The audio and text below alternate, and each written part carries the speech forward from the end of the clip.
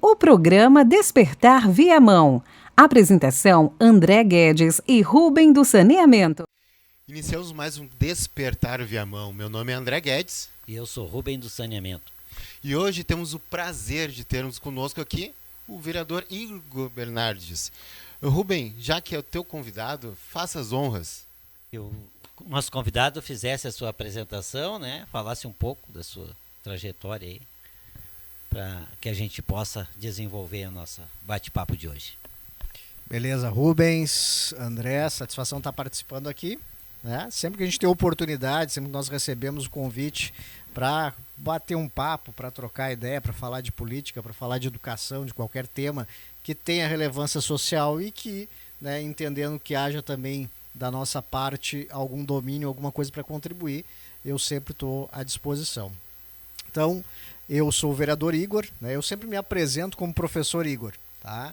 Por quê? Né? Por ter o entendimento de que a questão do mandato de vereador, ela é transitória, né? Tu está vereador, é momentâneo, hoje tu está, na próxima tu não sabe, não sei se concorre à eleição, se não concorre, se o pessoal vota, se não vota, mas professor, né? Eu hoje, em 2023, completei 18 anos de magistério, né, lecionando na rede pública, na rede municipal, na rede privada, né, quase toda a região metropolitana aqui já tive a oportunidade, trabalhando com diferentes níveis de ensino, né, mas em 2016 tive a possibilidade de, tendo disputado aquela eleição, foi minha primeira campanha, né, minha primeira disputa, e sendo natural e filho de Alvorada, pouco tempo havia fixado residência aqui em Viamão, mas tive aí a oportunidade de ter sido eleito e hoje estou já no segundo mandato, né? Então a gente tem essa caminhada na educação, sou professor de matemática aí por formação, lecionei bastante matemática, lecionei física bastante aqui em Viamão, no Unificado, no Isabel de Espanha, dei umas aulinhas de química lá também, né? E eu sou um cara que eu gosto de estudar, né? Gosto de pesquisar, gosto de ler, eu mantenho lá no meu gabinete o BRIC do professor, que é uma tentativa ali de tentar incentivar o pessoal a apreciar um pouquinho mais a leitura, né? Que é um desafio. Então é um troca-troca que tem lá, boa parte do acervo eu já tive a oportunidade de ler, né? Sempre tem alguma coisa nova chegando. Hoje eu me dedico a estudar em outras áreas também. Eu, né, graduado em matemática, sou pós-graduado em tecnologia aplicada à matemática. No período da pandemia, eu aproveitei ali, fiz um MBA na área da gestão pública. Hoje estou estudando ciência política, né? E a gente segue o baile, assim, né? É uma coisa que me dá satisfação. Sou um apaixonado pela educação, mas também sou um apaixonado pela questão da política. Eu acho que as duas, elas se encontram e elas caminham juntas sempre, né? Elas dialogam com coisas muito importantes, muito parecidas, que tem tudo a ver com aquela ideia de transformação da sociedade. A sede do professor está evoluindo e se adaptando, quando tu falou aí, nas tecnologias, né? Isso já nos remete a um outro passo na frente do processo de formação de um professor, porque no período que tu começou a atuar, não tinha essa investidura toda, né, na tecnologia, e também esse processo que houve aí de pandemia mudou muito as relações com as didáticas e com as tecnologias na área da educação. Eu vou aproveitar e fazer a primeira investida, né, digamos assim, para provocar a respeito de como tu vê hoje a educação nesse processo tecnológico. Rubens, eu tenho sido um crítico, né? Sempre que eu tenho oportunidade, eu tenho sido um crítico muito grande da escola nesse formato atual que nós temos hoje. Para mim, ela fracassou. A escola em que eu leciono hoje, ela é a mesma escola, o mesmo modelo de quando eu fui aluno, né? E ela é a mesma escola de quando os meus pais foram alunos. Ela ainda tem os mesmos conceitos, as mesmas ideias. Então, tu tens uma noção e um sentimento de que as coisas modernizaram, que tu tem uma presença do digital muito mais forte, mas a escola ela ainda tem um formato muito arcaico e aquilo que ela pensa, né, em proporcionar a título de formação para o aluno, hoje já não dialoga com a realidade do que se encontra lá fora. É diferente o plano do que se executa. Muito, muito diferente, né? Porque na verdade hoje, e quando tu olha os indicadores, isso fica muito claro, né? Hoje mesmo eu tive conselho de classe, né? Segunda e terça nós aplicamos provão, hoje eu tive conselho de classe, e aí tu vai olhar os resultados, eles são muito abaixo daquilo que tu espera. Quando tu olha os índices do aluno que está saindo lá no ensino médio, né? São horríveis, né? E aí tu começa a te questionar. Por quê? Se tu pegar um aluno que ele frequentou o período escolar do ensino fundamental, concluiu o ensino médio, sem nunca ter reprovado, ele ficou pelo menos 12 anos na escola. Teve um investimento de manutenção de professor, da estrutura, de merenda, em muitos casos de material, de uniforme e assim por diante. Todo esse período dentro da escola para chegar lá no final e ele saber 10, 20% daquilo que ele deveria saber, daquilo que se entende como o básico de português e matemática. Aí tá uma falha já. Né? Sem deméritos às outras disciplinas, mas matemática e português são a base do restante, né? Pela questão do raciocínio, pela capacidade de leitura, de compreensão. Então, aí tu já falhou, né? Completamente. E como é que tu reverte isso? Né? E até onde o digital contribui dentro da escola? Né? Hoje, na verdade, o digital ele rouba a atenção da aula do professor. Né? E aí eu faço uma outra crítica, porque o pessoal gosta muito de dizer, não, porque essa geração é muito conectada, porque a gurizada pega o celular e sai usando o celular, e sai fazendo, sai acontecendo. Eu tenho um primo que é formado em ciência da computação. Tá? Uma das funções do cara que é cientista da computação é justamente o de criar programas e aplicativos que são intuitivos. Então, basta tu não ter medo de sair clicando ali. Diminui a capacidade de raciocínio. Já está tudo pronto. A cognição já ela tá vai tudo se pronto, perdendo. entendeu? Tu já tem um caminho. Então, assim, muitas vezes, e eu já experimentei isso, de levar aluno para laboratório de informática, tu larga ele na frente do computador, ele é um bom clicador. Ele sai clicando por tudo, ele sai preenchendo formulário e tal. Se tu pedir para ele construir alguma coisa um pouquinho mais complexa, a grande maioria não consegue fazer, tá? Só para, né, nós comentávamos antes nos bastidores, né? Eu sou de uma geração que não é tecnológica, né? Nós, tá?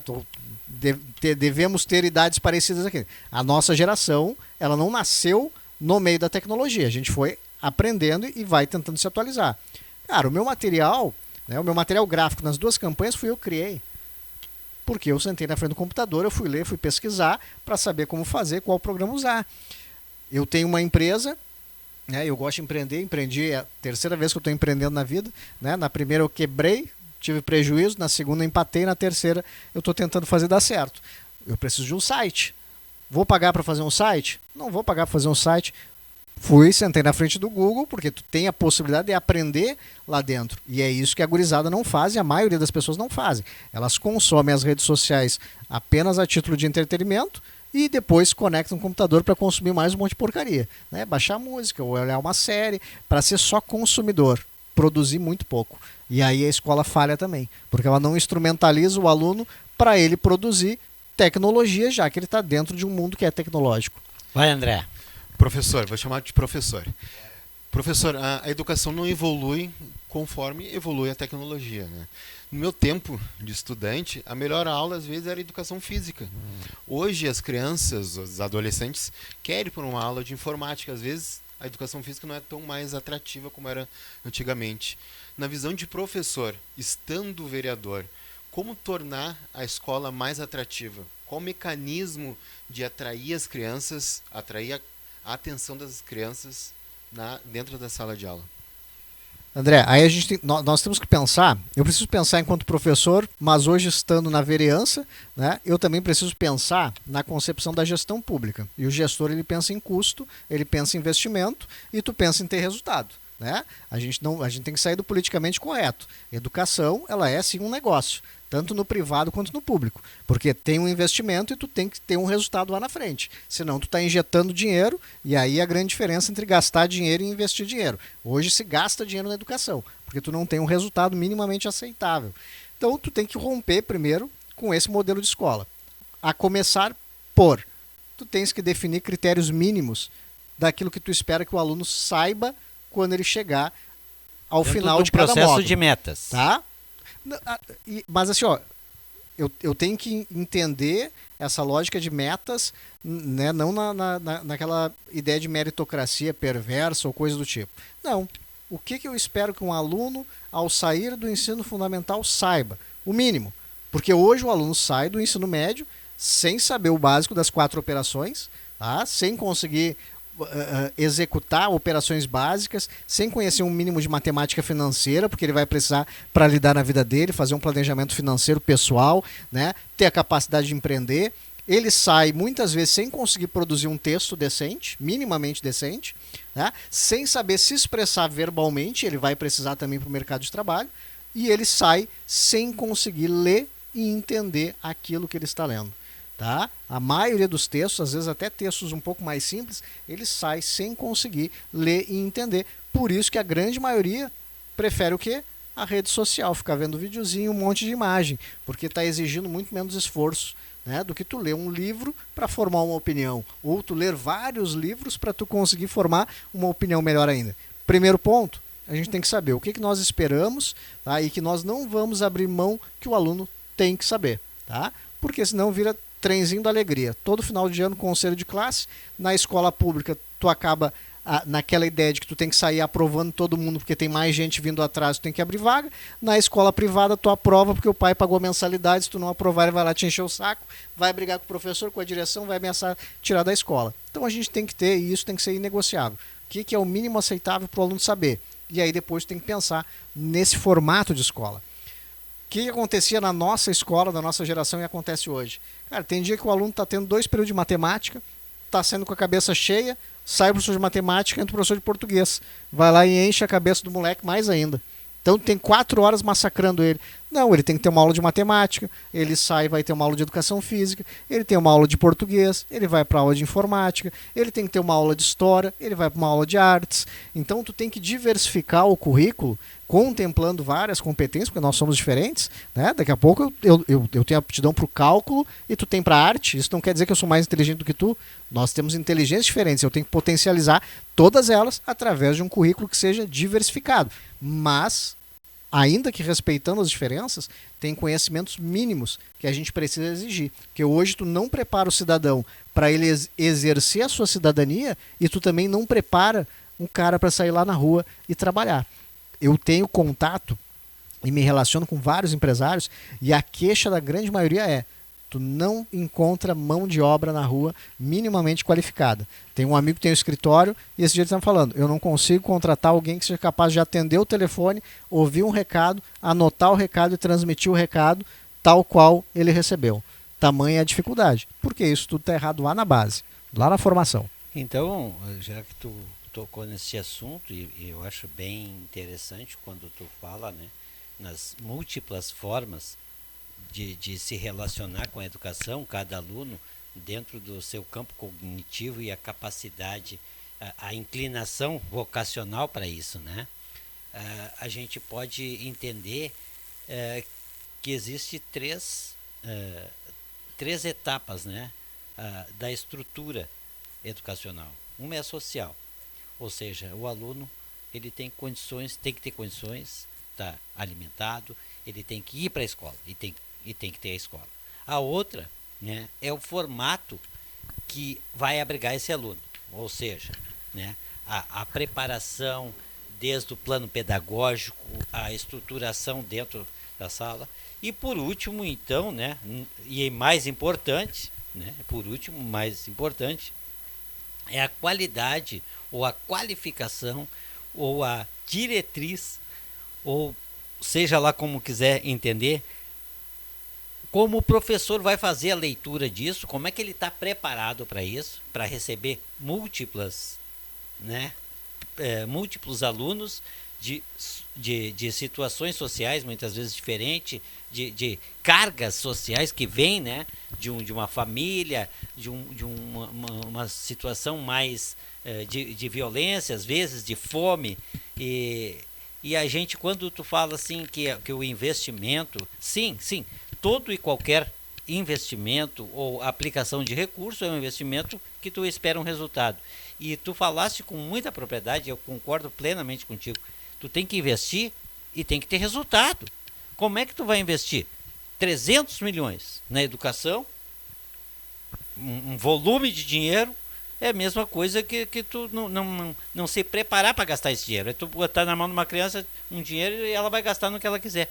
Então, assim, nesse questionamento que tu faz. Eu queria que tu esclarecesse um pouquinho assim de que tu acha que pode ou deve ser feito para haver uma refundação, né? E aí a gente tem uma opinião a respeito da escola de turno integral, né? Que já é uma realidade aí em muitos lugares, inclusive foi abraçada essa ideia pelo governador atual e também do mesmo partido, né? No caso que governa Viamão. Se essa escola integral ela tem a capacidade de estar absorvendo e transformando essa realidade. Eu enxergo várias pautas para debater dentro da tua fala, tá? Deixa eu tentar pegar aquilo que me chamou mais atenção. Primeiro, escola de turno integral. Cara, isso desde a época que o Brizola defendia, né, a questão do CIEP, etc e tal. E aí a gente tem que ter um cuidado muito grande, porque tem muita coisa no Brasil que vira discurso político. Aí eu vou falar da escola de turno... Narrativa, né? Vira narrativa política. Vou falar da escola de turno integral, porque isso é legal, porque isso vende, né? Porque daí eu vou tirar o moleque de dentro de casa o dia inteiro e a mãe vai me agradecer, porque vai se livrar da encrenca dentro de casa para deixar ela na escola, né? Tem tudo isso, né? Eu acho que a escola de turno integral, ela é importante sim. Talvez ela não sirva para todos os alunos, talvez ela não seja necessária para todos os alunos. Naquelas regiões, e aí de algum ponto tu tem que começar. Talvez tu começar por aquelas regiões mais periféricas, mais pobres, né, de tu oportunizar uma escola de turno integral, que a criança já vai chegar com o café da manhã, já vai sair jantada, que vai ter múltiplas atividades, seja um caminho. Em outras... Pode explorar justamente isso que tu falou, né, as vocações. Sim, exato, com certeza, com certeza. Talvez outras escolas de outras regiões que atendem um público um pouco mais privilegiado, talvez não seja necessária, né? Eu não tenho filhos, mas eu tenho uma enteada que, né, acaba sendo como filha. Ela é aluna da rede municipal de ensino, né? Mas ela tem condições, através de mim e da minha esposa, né, de ter oportunidades melhores do que outras crianças. Para ela, talvez não fosse o caso de estar numa escola de turno integral, né? Nós conseguiríamos dar um outro suporte. Então a gente tem que fazer essa avaliação. O que eu penso? Na verdade, no Brasil, nunca se entendeu a educação como um projeto de nação.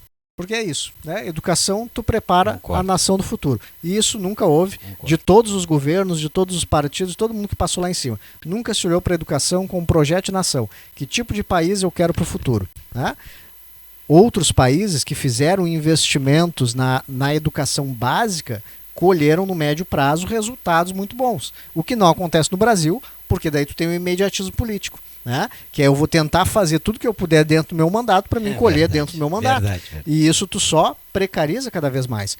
Por exemplo, tá? E aí não estou criticando a figura do presidente, o partido nem nada.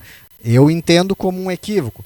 Quando se ampliou a questão das bolsas, tá, em universidades federais para o ensino superior. Isso é bacana? Cara, é bacana. Tu focou numa fatia que já é eleitor. Uma parte que já é eleitor.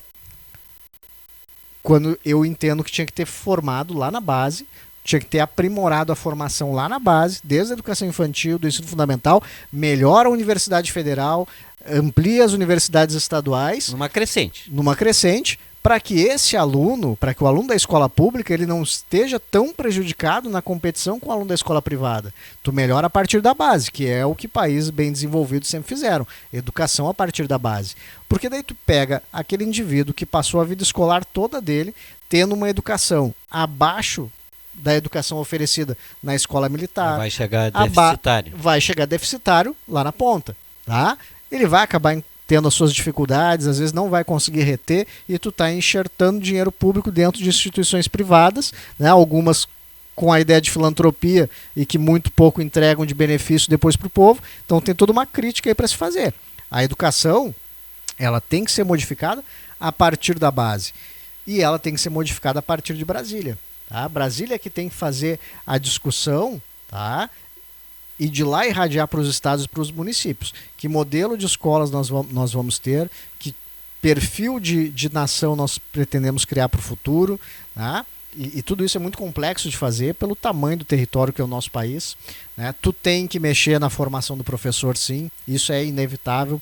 Tu vai ter que contratar outros profissionais para estar dentro da sala de aula que talvez não sejam professores, né, na raiz da sua formação, mas se tu quer oportunizar, né, informática, A questão outras... da transversalidade, tu vai ter A questão da transversalidade, tu vai ter que trazer... Vai ter que observar isso. Tu vai ter que observar, É tu uma vai ter que realidade, trazer é uma outros realidade. profissionais para estarem ali dentro, né?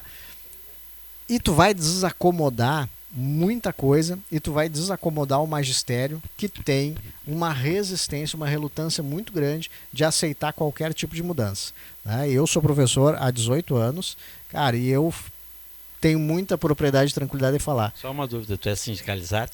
Eu não sou sindicalizado, eu tenho ranço desses sindicatos, tá? Todos os que eu conheço, eu tenho ranço, tenho asco. Tive a oportunidade de conviver e de ver muitas coisas do CEPERS, que era só narrativa também, que era só interesse particular e eleitoral. Vivenciei isso em Alvorada também, tá? De ter sindicalista, né, puxando, fazendo briga por greve, etc. e tal. Uma época eu até fazia parte de uma equipe diretiva, nós seguramos lá para garantir o direito de greve dos colegas. E chegou lá na frente, o cara se entregou, né? E na outra ele já veio candidato e tá tudo certo, entendeu? Então assim, ó, e sou crítico da partidarização também desse sindicato. Eu acho que o cara, para estar dentro do sindicato, ele tem que conseguir. Ele pode ter o partido dele, pode ter a militância dele, mas ele não pode carregar isso para dentro do partido, para dentro do sindicato, aliás. O sindicato, se ele quiser ter relevância, ele tem que discutir aquilo que é a raiz dele, que é a natureza dele. Não sou sindicalizado e tenho um ranço muito grande. Mas a gente tem que fazer uma reforma profunda. Tu vai ter que rever daí a questão da formação do professor, né?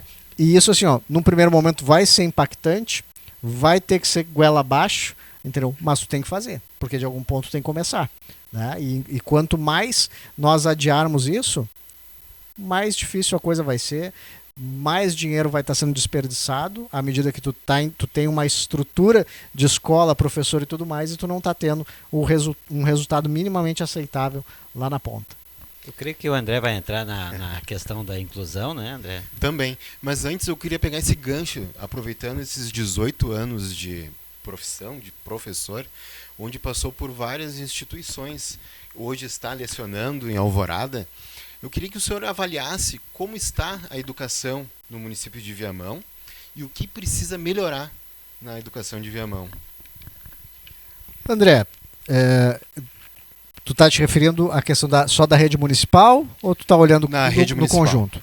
Então, assim, ó, eu tive a oportunidade de trabalhar no estado, também na rede privada, hoje trabalho no município de Alvorada, tá?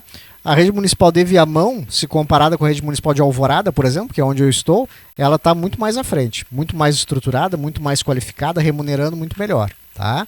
Tu tem escolas com estrutura muito melhor, tu tem o atendimento das demandas, das necessidades da escola muito melhor que o município de Alvorada, e nem se compara quando tu vai olhar para as redes estaduais, por exemplo, que as escolas caem na cabeça dos alunos, entendeu? Então, assim, ó, tu tem uma condição que ela é muito melhor. Tenho que melhorar? Com certeza tenho que melhorar, sempre tenho que melhorar, né? Mas aí tu tem que fazer a discussão, né? Porque o que tu vai investir também tu tem que levar em consideração esse modelo que daí parte lá de Brasília e que eu digo que eu penso que ele tem que ser revisto, né? Mas hoje, dentro daquilo que tu tens a oferecer, dentro desse modelo de educação que ela é mais tradicional, cara, tu tem as escolas equipadas, tu tem as escolas informatizadas, tu tem internet, né? Tu tem o quadro de professores completo, tu tem uma estrutura, um ambiente, né, que é agradável, tu tem a disponibilização de material, agora eu sei que já tiveram preenchendo ali para ver questão de uniforme já para o ano que vem. Nossa, tu tem uma situação, né, que nem se compara com a realidade do aluno da escola pública estadual, né, que é melhor do que boa parte dos municípios. Eu vejo a rede muito, muito organizada, eu vejo uma coesão dentro da Secretaria de Educação, no acompanhamento, na fiscalização. Eu tenho colegas que dão aula em Viamão e que reclamam muito da rede municipal, porque tem muito trabalho, porque tem muita cobrança, e vai ter cobrança mesmo. E trabalho é assim, entendeu?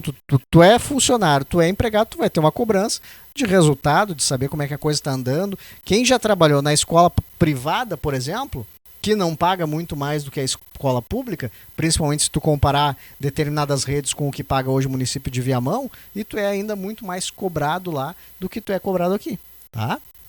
Eu vou só fazer uma ressalva aqui, porque sou, né?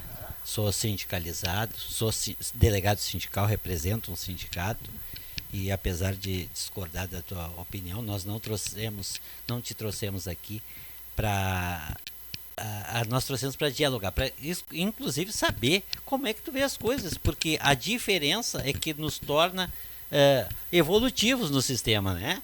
E o sistema precisa evoluir, precisa de crítica, precisa de diálogo. Quando tu fala na questão, por exemplo, da educação municipal, sobre a questão federal, né, que veria de cima, a municipalização da educação, ela aconteceu em 1997, 98, se não me engano, e então dali para cá os municípios eles tiveram um aporte de verba, né, e aí começaram a implementar umas políticas. Tanto é que o Estado hoje, que tu acabou de falar, o Estado é sucateado pela mesma política que é implementada no município. Por quê? Porque são projetos políticos, né, de educação.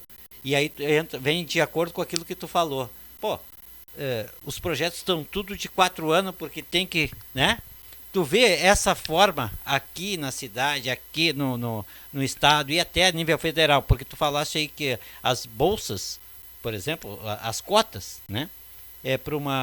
Para a questão da universidade, ela atinge um patamar de gente que já tem voto, que já vota, uma classe, né?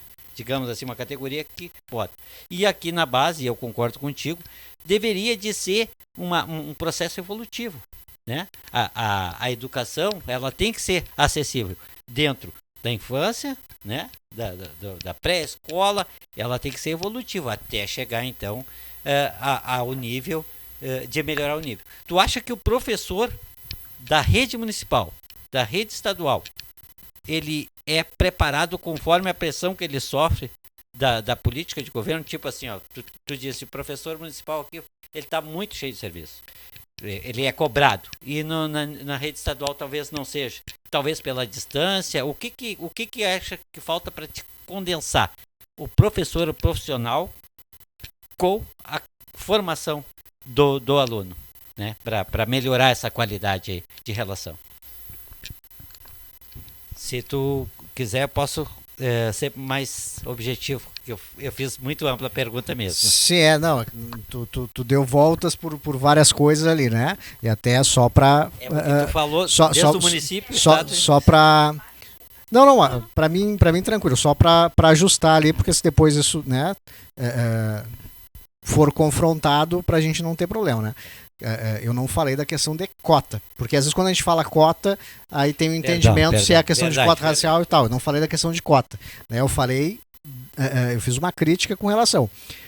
No meu entendimento, a aplicação principal de recursos ela tinha que ter sido já desde a base, porque isso vem acontecendo já há 15, 20 anos. Se há 20 anos atrás, né, quando começou a ser investido nas universidades privadas para ofertar bolsa, se lá atrás tu tivesse investido com a mesma determinação, dinheiro na educação básica, hoje tu já teria uma curva, né, de aprendizagem muito melhor, e esses alunos da escola pública eles poderiam estar disputando, quem sabe, de igual para igual, vagas com os alunos de escolas privadas. Ou talvez com menor necessidade. Ou tu reservando até, e aí sim cota, entendeu? Talvez tu poderia estabelecer cota dentro das universidades públicas reservada para aquele aluno egresso da escola pública, mas sabendo que ele já veio com um bom preparo e ele não vai cair dentro de uma cota na Universidade Federal com várias lacunas de aprendizado que vão fazer ele sofrer muito mais do que os outros lá dentro da graduação. Então, nesse ponto, só para fazer essa ressalva. Correto. E com relação ao que nós falamos de sindicato, eu concordo contigo. E eu sou um cara que respeita as diferenças, né? Mesmo tendo este sentimento, né, e este entendimento a respeito do sindicato, meu gabinete sempre esteve aberto para o sindicato aqui dos municipários. Recebi a professora Tinoco, recebi o Gilney, recebi outros lá, né? Já fiz crítica, já fui criticado e tenho o máximo de respeito, e para mim são coisas completamente distintas, né? Então, nós temos posicionamentos ideológicos diferentes, mas eu respeito, né, o caminho que cada um trilha, tá? Agora, com relação essas diferenciações da escola pública, estadual para municipal. Assim, ó, a questão de cobrança por trabalho, cara, qualquer funcionário de qualquer lugar ele vai ser cobrado pela chefia. E se ele não estiver sendo cobrado, ele não desempenha da mesma forma, tá? Isso é natural, isso acontece em qualquer lugar. Então eu não posso me surpreender se porventura eu não estiver sendo cobrado ou achar que eu estou sendo cobrado em demasia. Ainda mais, como eu disse antes, hoje o município de Viamão, ele entrega uma estrutura de escola melhor que o Estado e melhor que o município de Alvorada, por exemplo, e entrega uma situação financeira, tá, final, salarial para o professor, melhor do que o Estado, melhor do que Alvorada e melhor do que muitos outros municípios. Então isso está acontecendo. Questão de municipalização que tu falaste, tá? E tem uma discussão crescente a respeito. Os municípios eles tinham que dar conta de todo o ensino fundamental. Primeiro ponto, tá? Para tu absorver isso que está hoje na mão do Estado, que tem escolas estaduais ofertando vaga de ensino fundamental, isso tinha que estar tudo na conta do município, dos municípios, tá? E o Estado cuidar só do ensino médio e do técnico. Teria menos alunos para cuidar, e aí tu tem que entrar na discussão do investimento também, Claro. do recurso. Por que a vida das escolas municipais hoje é melhor na maioria dos municípios? Justamente por conta, né, da criação do Fundef, do Fundeb, desse aporte de recursos que é volumoso te permitiu. É mais né? próximo do cidadão. É mais próximo. Mas esse aporte não chega com o mesmo volume no estado, por exemplo. Né? Nos estados. E as escolas estaduais, em geral, elas têm mais dificuldade. Então tu tem que repensar também essa questão. Que daí tu entra num outro debate, que é, já antigo, da aplicação de 10% do PIB na educação. Né?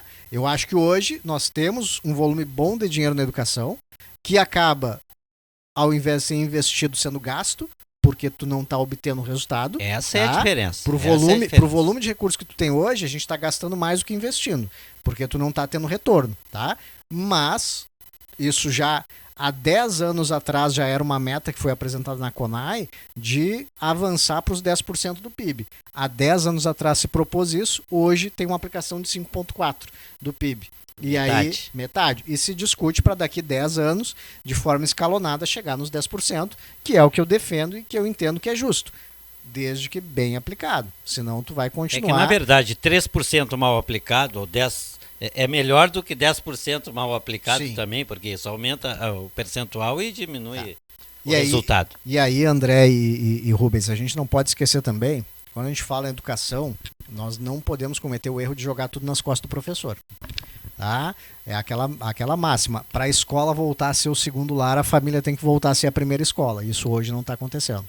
Tá? Perfeito, então, assim, perfeito. Quando tu olha, por exemplo, e eu falei na tribuna da Câmara numa determinada oportunidade, quando foi divulgado pelo governo do estado o resultado do IMERS, né? Que é o índice médio da educação básica. Que aí surgiram críticas, o desempenho de Viamão, que foi ruim, isso e aquilo. Bom, Viamão foi melhor que a capital, que é muito mais rica. Foi melhor do que Canoas, que é muito mais rica. Mas aí tu vai olhar quem foi o primeiro colocado no estado do Rio Grande do Sul nessa avaliação do IMERS. Vespasiano Correia. Aí tu vai lá olhar Vespasiano Correia, tem mais ou menos 2.000 habitantes. O que Viamão tem de professor na rede municipal, Vespasiano tem... Não. Habitantes. Vespasiano Correia tem 145 alunos. Não chega a 150 alunos. Em todos os níveis. Fundamental, médio, educação infantil. Tu tem uma escola com menos alunos. Tu tem uma cidade que é pequena, que a família está mais próxima da escola. Né? Que daqui a pouco o professor é vizinho do Joãozinho, da Mariazinha. Né? E aí, nessas cidades, tu tende a ter um capital social maior. Né? Tu tende a ter pessoas com valores sociais. Aí não é a questão financeira, e sim a questão social. A integração entre escola e comunidade. Não tem os problemas desses grandes centros urbanos, onde a família está distante, tá desunida, não tem mais aquela cultura de pelo menos fazer uma refeição durante o dia junto, né? De sentar na mesa, larga o telefone, vamos conversar, vamos se enxergar. Né? Eu sempre que tem entrega de boletim, eu converso com os pais dos meus alunos, e alguns, como a minha escola é bem periférica, alguns dizem, professor, mas eu não sei, eu não consigo ajudar, eu não lembro mais. Não precisa. A família não precisa ensinar. Eu sempre digo, se a senhora chegar em casa todo dia, ou que seja uma vez por semana para quem não está fazendo nada, tá? Pede para olhar os cadernos. Fulaninho, por que não está resolvido esse exercício? Tá, mas tu foi a semana toda, tu só copiou 2, 3 folhinhas. Tem coisa errada. Tem coisa errada. Tem coisa errada. E aí vai. E hoje os pais têm acesso à nossa rede social, as escolas têm o WhatsApp, entendeu? A comunicação A comunicação tá é muito fácil. muito fácil. Flui. Então, assim, ó, não é desculpa. Aí tu tem aberrações. Eu tenho essa semana, já há 2 semanas, eu tenho uma mãe dando plantão na porta da escola lá. Ela não apareceu o ano todo, que o filho tava aprontando, mas agora ela tá tirando plantão lá, né? Tá de vigia. Agora ela tá de vigia. Mas e o tempo para tu resgatar? E tudo que Isso- aconteceu isso antes? também é uma cultura que vem de muito tempo na educação, de que a escola é um lugar que a gente coloca as crianças para os professores cuidar, né? Sim, vai virando depósito. André, né? tu vai Professor. entrar na inclusão? Como o professor pode acolher essas crianças dentro da sala de aula e como o senhor vê a presença de muitas vezes ou a necessidade da presença do monitor auxiliando o professor na educação dessa criança? Momentos antes o senhor falou que nós somos diversamente capacitados, né? E tem crianças que são diversamente capacitadas que elas devem ser então educadas de uma forma diferente. Como dentro de uma sala de aula o professor pode então capacitar essa criança que tem um laudo, essa criança que é atípica? Beleza, André. Esse é um tema que ele é sensível, tá? Porque não é fácil para essas famílias, o que a maioria delas enfrentam, né? Essas famílias atípicas, né? Isso não é mole. E esse é um tema sensível para o professor também, porque não é fácil estar na sala de aula, tá? E hoje tu tem os mais variados laudos, tu tem aluno com síndromes e coisas que tu nunca ouviu falar e que tu não é nenhum professor Não passou no teu... preparado, tá? Salvo aquele professor que decidiu se especializar naquela área Por conta própria. por conta própria, 99% dos professores saem da graduação sem receber nenhum tipo de preparo para lidar com essas situações. Na minha época, quando eu me graduei, ainda tinha a tal da pedagogia especial, que era para aquele professor que tinha uma vocação, que tinha uma vontade de trabalhar naquele nicho. Tinha tá? Libras também? Não, eu Não? não tive nada disso. Mas tu tinha a pedagogia especial. Eu tinha uma cadeira. Entendeu? Não. Tu tinha um curso de pedagogia especial, que não era em todo lugar, tá? Por quê? Isso estava recém surgindo, né? Porque essa conquista dos direitos das pessoas que têm algum tipo de deficiência, ou nesses casos das famílias atípicas... Que Assim, há 18 anos atrás não tinha Isso, entendeu? Aonde tu tem essa plenitude aí essa amplitude, né, de debate. Claro. Com todo respeito, o que eu vou falar aqui, né? Mas antigamente era aquilo.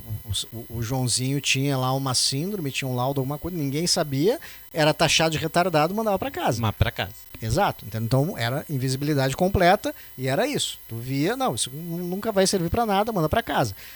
Isso é um problema. Hoje, e aí a gente vive o mundo do politicamente correto, tem algumas narrativas que são construídas em cima dessas pessoas, né, com objetivo eleitoreiro.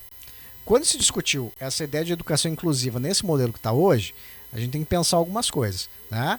O André resgatou ali um trecho da minha fala e estava comentando, né? Mas se nós temos múltiplas potencialidades, eu não posso avaliar o indivíduo do mesmo jeito, né? Que tem até aquelas tirinhas que às vezes aparecem na rede social, né? Tá lá, tu tem o peixe, tu tem o pássaro, e aí tu vai testar eles, vai botar isso numa prova. É um voando, e aí o peixe não voa, tá? Mas se tiver que nadar, não, o pássaro não.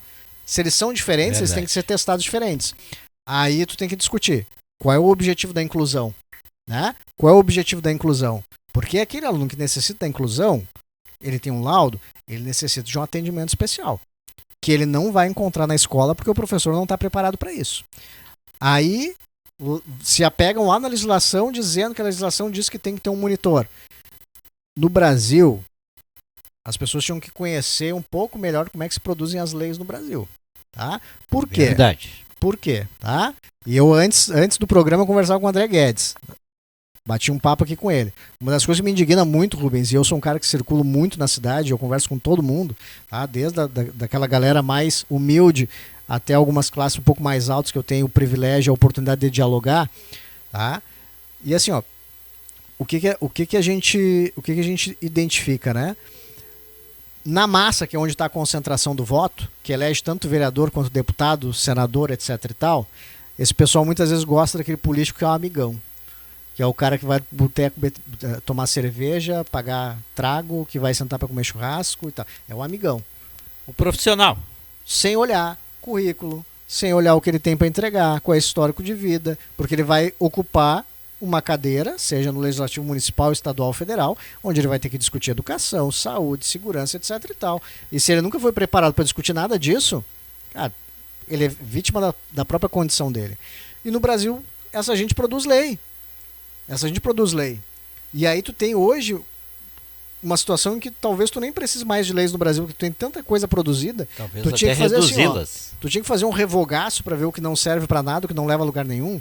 E aí na legislação que fala da inclusão, tu fala da questão, né, dos direitos, daquilo que tem que ser garantido, etc e tal. Ok.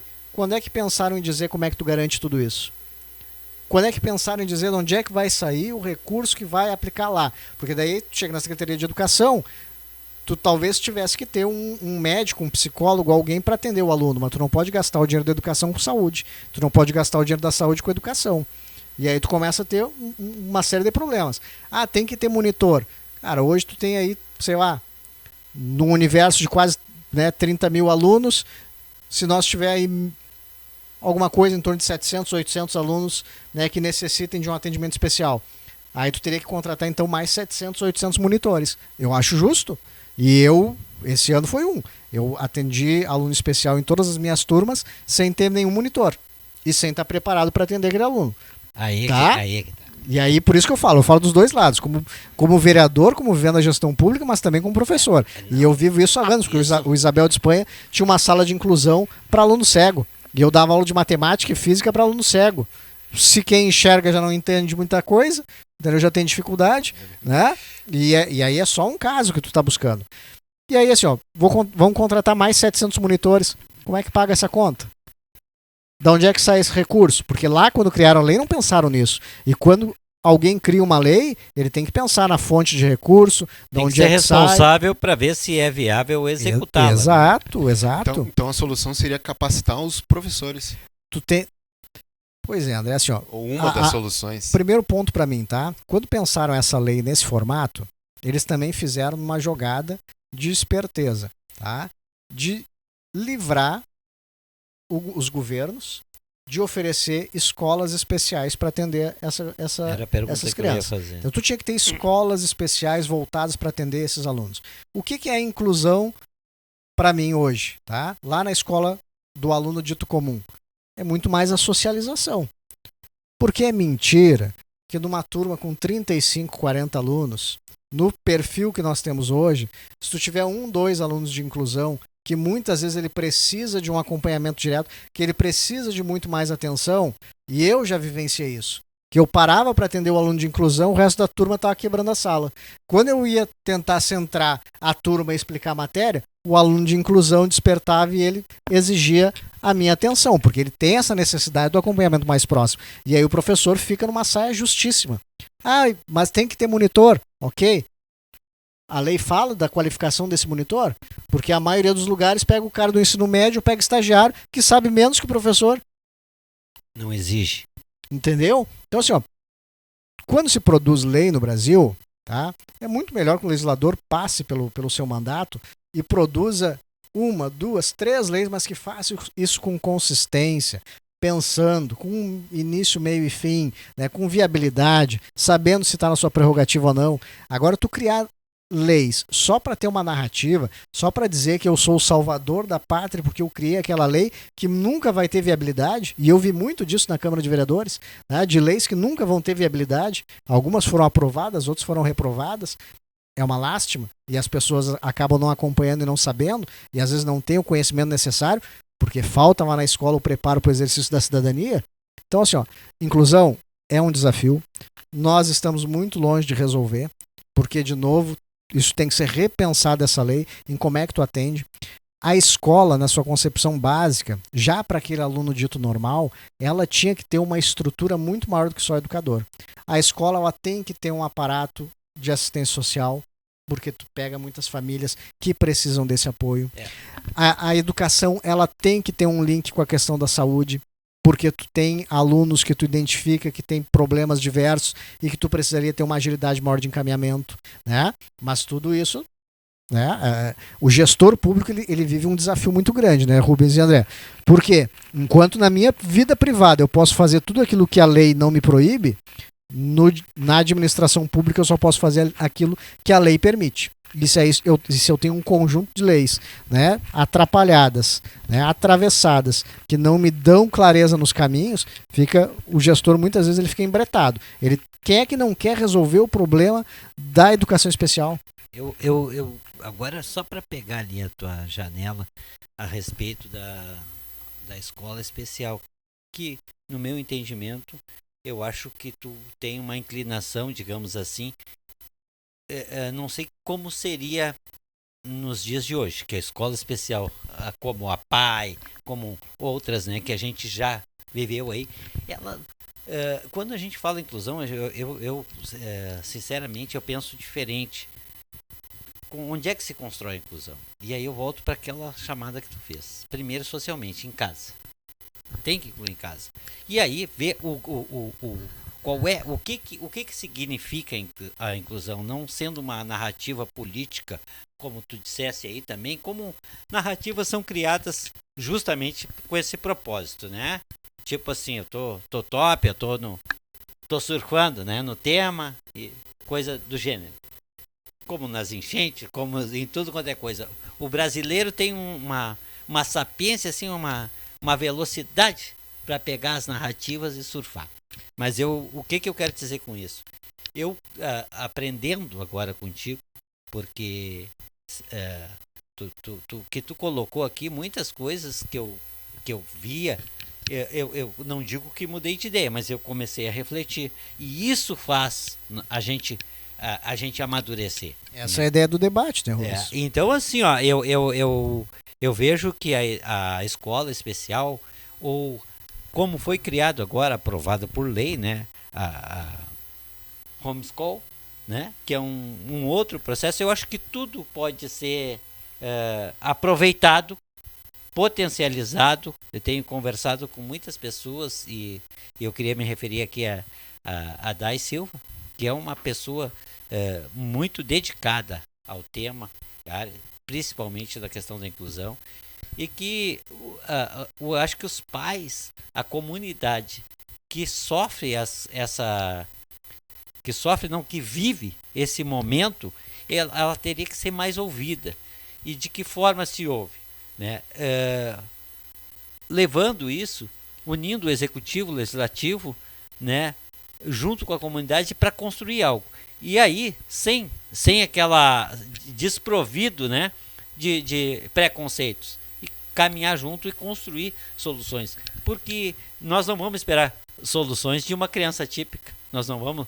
E fora a tipicidade, eu acho que tem outras questões que tu colocou aí, fundamental, que é a situação social. Porque às vezes não é aparente aquele distúrbio, aquela situação que a criança vive, né, de violência em casa, muitas vezes, né? E isso não é aparente. O professor também não é um super-herói, né, que vai resolver todos os problemas dentro da sala. Então a comunidade tem que se aproximar, e eu acho, na minha leitura, é que o plano de educação ele tem que ser refundado, sim, a partir da sociedade, de uma forma transversal, com o executivo, com o legislativo, e fazer isso que tu mencionaste também, uma revisão das leis, né? Aquilo que é inócuo, que não tem qualquer tipo de... Às vezes uma lei impede a outra de ser executada, e é verdade isso. Então, nesse sentido, Igor, eu queria já te agradecer por a tua participação aqui, né? E também te dizer que tu traz aqui elementos que devem ser debatidos e repensados. Quando tu dialoga lá, tem 21 vereadores dentro da Câmara de Vereadores e existe o Executivo. A finalidade do Poder Legislativo é fiscalizar o Executivo e auxiliá-lo, é um braço auxiliar. Na verdade, não é fiscalizar para dizer que está tudo errado, é para auxiliar, ou seja, para conduzir, né, o carro que é o que executa. E quando vocês conversam sobre educação, como é que vocês agem, né, entre esses legisladores, né, em relação ao executivo? Como é que aproxima esse diálogo e a comunidade? Tu te refere em especial da questão da inclusão? Da inclusão, isso. Tá. Porque é que, na verdade, o que acontece, né? Essa pauta da inclusão, ela tem sido muito latente e ela teve muito presente. Né? Digamos, como tu falou, ela não ela tem sido muito presente. Ano passado, eu estava na presidência da Câmara, nós tivemos a presença da AMAV por diversas vezes, manifestações de algumas mães, né, e famílias atípicas. E eu mesmo recebi a AMAV, né, dialoguei, outros vereadores acolheram, fizeram reunião, tentaram dialogar com o Poder Executivo e assim por diante. Eu sei que teve reunião com o executivo, né? Tu recebe um grupo, o executivo não vai receber todo mundo, daí quem não foi recebido na reunião fica brabo, né? Diz que mas não me ouviram, não, mas ouviram outro grupo. Então, aí entra a função das narrativas, dos interesses. Aí às vezes tem político e tem partido que já se encosta ali para tentar tirar um proveito, né? Porque isso é uma das coisas mais feias que a gente tem na política, é quando tu tenta explorar a esperança das pessoas. Vira palanque. Né? Porque assim, é muito fácil tu fazer política explorando a esperança do cidadão. O que é uma rua melhor, o que é um atendimento melhor na saúde, ou o que é ver atendida a pauta da questão da inclusão. Tá? Então, assim, existe uma sensibilidade, Rubens e André. E assim, vamos combinar qual é o político, vereador ou prefeito que não gostaria, ou governador, que não certeza. Gostaria de resolver o problema da inclusão. Tá? Primeiro que isso é um baita palanque político, o cara que resolveu. Primeiro ponto. Tá? Se a gente pensar pelo lado eleitoral. Se a gente pensar pelo lado ser humano, porque hoje a gente tem vereadores ali que tem familiar, que tem neto, que tem filho, com quadro de autismo, por exemplo, tá? Que estão ali. E que a criança está na escola pública também. Enquanto ser humano, tu saber que tu conseguiu, que tu teve a tua passagem pela prefeitura, pela Câmara, e tu foi um dos propositores, um dos caras que contribuiu para resolver o problema. Então, assim, não é só querer, não é só vontade. Passa, né? É importante o diálogo, é importante o debate, mas passa por essa estruturação de leis que vem errada desde cima. Né? De tu pensar que talvez tu tenha que ter escola especial para tu dar um atendimento melhor, porque tu tem alunos, por exemplo, que tem autismo num grau severo que tu nunca vai conseguir acomodar ele dentro de uma sala de aula com os demais, mas que ele poderia ter um desempenho muito melhor se ele tivesse sendo atendido por profissionais capacitados, qualificados, num espaço apropriado, fazendo as terapias adequadas. Né?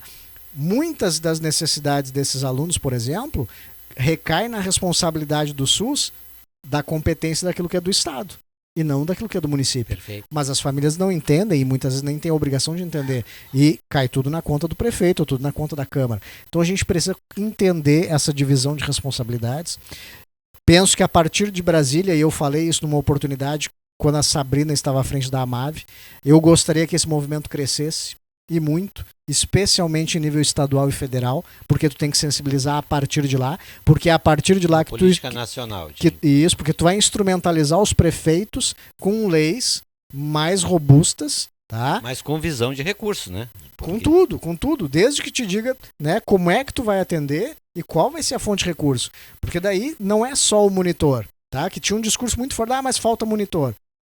Mas qual é o monitor? É qualquer monitor, é de ensino médio, é estagiário, ele tem que ter uma formação. Quem vai dar essa formação? Quem é que vai formar o professor? Eu já participei de várias formações e vou te dizer, a maioria me agregou muito pouca coisa. Porque o pessoal que estava lá dando aquela formação era muito em linhas gerais e cada aluno atípico é diferente do outro. Eu já tive aluno cego, já tive aluno Down, já tive aluno autista. Sensibilidade à audição. Então, assim, exato, então, são muitas peculiaridades. Aí eu retorno. A educação ela tem que ser pensada e tu tem que ter toda uma retaguarda construída para ela. Não só para o aluno especial, mas também para o aluno dito normal. Tá? Na verdade tem que ser estruturada em todos os eixos e na transversalidade, sim, cumprindo o seu papel, não só de lá dentro, efetivamente, da escola, mas construindo todo isso os espaços. Isso não é coisa que tu resolve em 4 anos. Não, com certeza. Isso tem que ser uma política nacional e... Seria uma agenda, né, de Estado. É que a gente tem muita agenda por aí. Também tem isso. E às vezes os caras rasgam a agenda. Não, entendeu? Tu acabaste de falar da agenda de 10 anos para investir 10% do BIP na educação e não chegou nem nos 6 ainda. Rubem, Nós vamos professor e finalizar o vereador. programa daqui um pouco, aí Isso, já não, estamos chegou ao fim, esgotando, voou, né? mas chegou ao fim. Acho que tu foi muito feliz em falar que tivemos um programa muito produtivo, porque pegamos a visão de um professor e a visão de um vereador. E a gente pode ter noção do porquê que muitas coisas não são aplicadas na educação, porque falta verba, muitas vezes. Eu acho que a parte da inclusão na escola, primeiramente tem que ser da família. A gente tem que escutar a família, ver qual é o anseio, qual é a perspectiva daquela família, colocar aquela criança na escola. Porque muitas vezes a inclusão não se dá somente numa rampa, né? Num acesso a um banheiro. Então acho que essa parte de escutar as famílias que têm crianças com algum tipo de deficiência é muito importante para a parte do município, da rede municipal de educação. Eu quero te agradecer, vereador, professor Igor, ter vindo aqui, nos escutado, dialogado conosco, explicado muita coisa para os nossos ouvintes, né, Rubem? Muitas coisas que às vezes eles não têm a possibilidade de ouvir diretamente do vereador. Gostaria que deixasse até mesmo um contato, como outros questionamentos vão vir através dessa nossa conversa aqui na Viamão Web. Não, perfeito. André, e importante, assim, porque tudo isso que a gente falou, a gente não está falando só da rede municipal de Viamão, entendeu? Porque a coisa daí no estado é pior ainda. E na rede privada é pior ainda, porque tu tem muito aluno que está na rede pública que ele veio da rede privada porque lá ele não tinha atendimento, justamente porque também não estão preparados para fazer esse acolhimento e essa inclusão nesse formato que se idealizou hoje. E outra... É o drible da lei, né? Tu falaste, o André falou uma questão importante ali, das famílias. A questão é que o acolhimento e a inclusão, ela não é só do aluno. Porque essas famílias, a grande maioria, também não está preparada para ter aquele aluno no seu aquela criança no seu seio familiar, não sabe como agir, não sabe como tratar, né? Nenhuma mulher engravida pensando, vou ter um filho autista não, e vou... E não é fácil tu Claro lidar, não. entendeu? E aí muitas vezes E precisa o lá... autismo é só um aspecto que nós estamos um dos falando, casos. né? Tu tem aí uma diversidade muito grande. Aí precisa de laudo, precisa disso e daquilo. Precisa entender que essas especialidades também, elas caem fora da responsabilidade do município. E aí tem uma morosidade, e talvez se isso estivesse casado com a educação, tu pudesse ter uma celeridade um pouco maior. Isso também é importante. E aí a gente vai mais adiante ainda. Porque daí hoje essa lei tá cheia de buraco que tu tem falando da inclusão, ela fala da inclusão da criança, do indivíduo especial, até os 18 anos. Ele fez 18 anos, saiu da escola, morreu. Acabou. Porque daí tu não fala mais de inclusão. Ele vai continuar sendo autista o resto da vida, cego o resto da vida, deficiente o resto da vida. Mas a inclusão, daí tu faz toda essa discussão até ali. Ela é muito maior. Quando tu fala no limite de idade,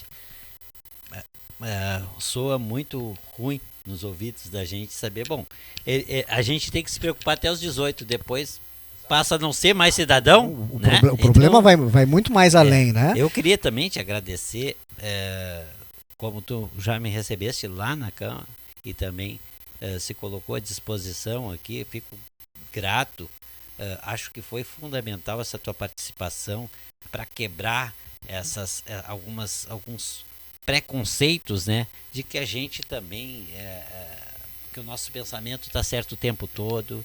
A gente tem que parar com isso, né, e tirar, nós somos o bem contra o mal, os outros são do bem, nós somos do mal. Essas narrativas não ajudam em nada, nem na educação, nem na saúde, nem na cidadania, né? Nós temos que respeitar as pessoas e os seus conceitos, a sua filosofia de vida, as suas crenças. Nós temos que, na verdade, nós temos que refundar o nosso pensamento todo dia para poder viver com as diferenças e com essas atipicidades que tem no cotidiano, né, da gente, né? E aí a gente começar a enxergar o outro como sendo nós termos mais empatia nessa construção. Então, eu te agradeço e para finalizar, queria que tu levasse, né, daqui também de nós uma boa impressão, né, saber que essa rádio, esse meio de comunicação aqui, ele é focado na cidade, né, te parabenizar também pela tua construção como político, né, a tua responsabilidade, as diferenças que a gente tem jamais devem impedir da gente dialogar. E com certeza aí né? Nós temos muito que evoluir nesse campo aí. Então, André, vou deixar para ti fazer os finalmente hoje. Só gostaria que o vereador deixasse o contato, então, se o pessoal aqui que está nos assistindo quiser entrar em contato com o senhor. Perfeito, perfeito. Então, só agradecer a oportunidade. A gente está, como eu disse lá no início, né, eu estou sempre à disposição para o bom debate.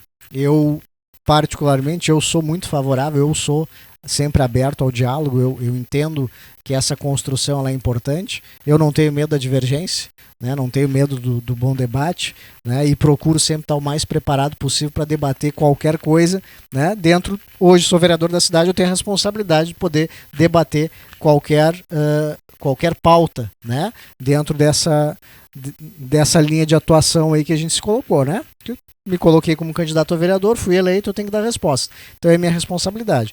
Fico sempre à disposição, desejo a você sucesso, né? Falava antes aqui nos bastidores, Viamão tem uma dificuldade de ter veículos de comunicação que levem informações da cidade, né, a todos os viamonenses. A gente consome muita coisa de fora, né, e às vezes esquece que tem muita coisa boa acontecendo aqui dentro, muita gente boa, muito projeto bom. Tem problema também, mas tem muita coisa boa e espero que esse espaço de vocês sirva para dar vazão nesse sentido, até porque a gente precisa trabalhar a questão do pertencimento, do orgulho das pessoas com relação à cidade. Quem quiser nos acompanhar, tá? A gente vai na Câmara de Vereadores, nosso gabinete de portas abertas, pode começar seguindo lá no Instagram, @Prof. Igor Bernardes, lá vai ter o linkzinho do WhatsApp e tudo mais, o pessoal vai conhecer um pouquinho do nosso material e vai ficar por dentro aí do que a gente vai fazer no nosso mandato, certo? Grande abraço, obrigado aí pela oportunidade. Eu agradeço também aí ao André, né, nosso parceiro, e vamos encerrar o programa. O assunto é educação, tô dentro. Viamão Web, a rádio que você vê.